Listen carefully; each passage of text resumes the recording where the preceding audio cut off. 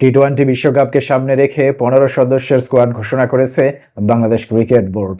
Bangladesh cricket board কর্তৃক ঘোষিত 15 সদস্যের এই স্কোয়াডকে আমরা মূলত 4টি ভাগে ভাগ করতে পারি, যেখানে প্রথমেই জায়গা পেয়েছেন ব্যাটার হিসেবে 4 জন খেলোয়াড়, উইকেট কিপার হিসেবে জায়গা পেয়েছেন 2 জন খেলোয়াড়, অলরাউন্ডার হিসেবে জায়গা পেয়েছেন 4 জন খেলোয়াড় এবং বোলার হিসেবে জায়গা পেয়েছেন 5 জন খেলোয়াড়।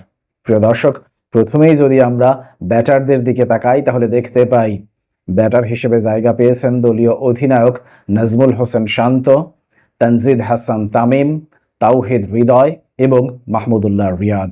দেখুন, তানজিদ হাসান তামিম, তাওহিদ হৃদয় কিংবা মাহমুদুল্লাহ রিয়াদের অন্তর্ভুক্তি নিয়ে নিশ্চয়ই কারো মনেই কোনো প্রশ্নের উদ্রেক হবে না, কিন্তু দলীয় অধিনায়ক নাজমুল হোসেন শান্তর সাম্প্রতিক পারফরমেন্স নিয়ে আপনি প্রশ্ন তুলতেই পারেন।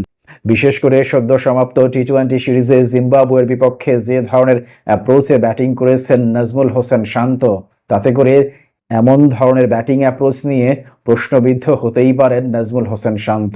বিশেষ করে তার এমন ধীর গতির ক্রিকেট বর্তমান সময়ের আধুনিক টি-20 ক্রিকেটের সঙ্গে কখনোই সঙ্গতিপূর্ণ নয়, যে কারণে দলীয় অধিনায়ক নাজমুল হোসেন শান্তর অন্তর্ভুক্তি নিয়ে আপনি প্রশ্ন তুলতেই পারেন। এর বাইরে উইকেট কিপার ব্যাটার হিসেবে জায়গা পেয়েছেন জাকের আলী অনিক এবং লিটন কুমার দাস। দেখুন, জাকের আলী অনিক সাম্প্রতিক সময়ে খুব ভালো একজন ফিনিশার হিসেবে নিজেকে প্রতিষ্ঠিত করতে সক্ষম হয়েছেন। জাকের আলী অনিক এমন একজন ব্যাটসম্যান যিনি শেষ দিকে ঠান্ডা মাথায় বড় শট খেলতে পারেন।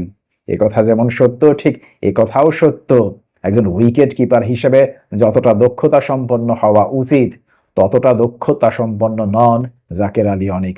অর্থাৎ ব্যাটার হিসেবে যতটা দুর্দান্ত পারফর্ম করতে সক্ষম হন জাকের আলী অনিক, ঠিক ততটা সক্ষম নন উইকেট কিপিং গ্লাভস হাতে, যে কারণে উইকেট কিপিং গ্লাভস হাতে তাকে অবশ্যই আরো বেশি সাবলীল হতে হবে দলীয় উৎকর্ষ সাধনের জন্য।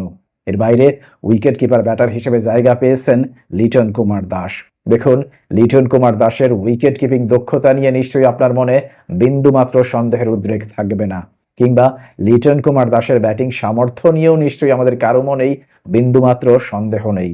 কিন্তু সাম্প্রতিক সময়ে যে ভয়াবহ অফ ফর্মের মধ্য দিয়ে যাচ্ছেন লিটন কুমার দাস, তাতে করে লিটন কুমার দাসের এই ফর্মহীনতা নিয়ে আপনার প্রশ্ন তুলতেই পারি। বিশেষ করে তার এই অফ ফর্ম যদি বিশ্বকাপেও অব্যাহত থাকে তাহলে তার সেই অফ ফর্ম দলের জন্য ভয়ঙ্কর ক্ষতির কারণ হয়ে দাঁড়াতে পারে।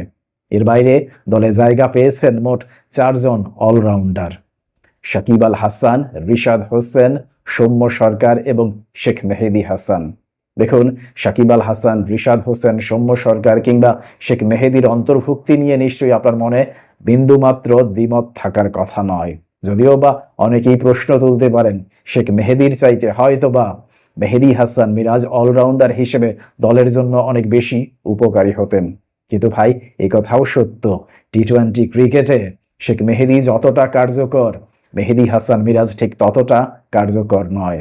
আপনারা যদি টি-20 ক্রিকেটে শেখ মেহেদী এবং মেহেদী হাসান মিরাজের স্ট্যাটিস্টিক্সটা ঠিকঠাকভাবে পর্যালোচনা করেন তাহলে এই দুজনের পারফরমেন্সের খুব ভালো একটা পার্থক্য আপনাদের চোখের সামনে পরিলক্ষিত হবে, যে কারণে অত্যন্ত যৌক্তিকভাবেই মেহেদী হাসান মিরাজের চাইতে শেখ মেহেদী টি-20 ক্রিকেটে অনেক বেশি অগ্রগণী ভূমিকা পালন করবেন বাংলাদেশ দলের জন্য, এ কথা বলাই যায়।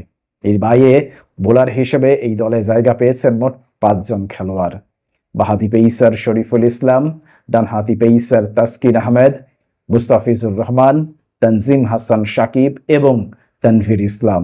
দেখুন, তাসকিন আহমেদ আমরা যতটুকু জানি এখনো পর্যন্ত পরিপূর্ণ ফিট নয়, যদিও বা তারপরেও তাসকিন আহমেদকে এই দলে রাখা হয়েছে এবং তাকেই সহ অধিনায়ক হিসেবে ঘোষণা করা হয়েছে।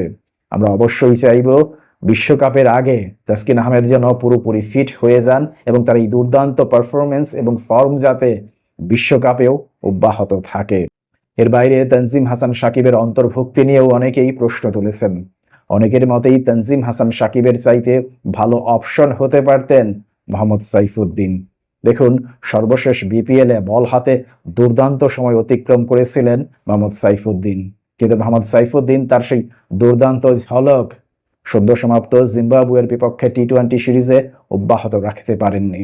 বিশেষ করে ডেথ ওভারে তার বোলিংয়ে দৈন্যদশা খুব ভালোভাবেই পরিলক্ষিত হয়েছে, যে কারণে মোহাম্মদ সাইফুদ্দিনের চাইতে নির্বাচক মণ্ডলী মনে করেছেন তানজিম হাসান সাকিব বাংলাদেশ জাতীয় ক্রিকেট দলের জন্য অনেক বেশি অগ্রগণী ভূমিকা পালন করবেন। এর বাইরে তানভীর ইসলামের অন্তর্ভুক্তি নিয়েও আপনি প্রশ্ন তুলতে পারেন। দেখুন, টি-20 ক্রিকেটে তানভীর ইসলামের চাইতে অবশ্যই অনেক বেশি এগিয়ে থাকবেন নাসুম আহমেদ, কিন্তু ঠিক কী কারণে নাসুম আহমেদকে উপেক্ষা করে তানভীর ইসলামের মতো একজন অনভিজ্ঞ খেলোয়াড়কে বেছে নেওয়া হয়েছে, সে প্রশ্ন থেকেই যায়।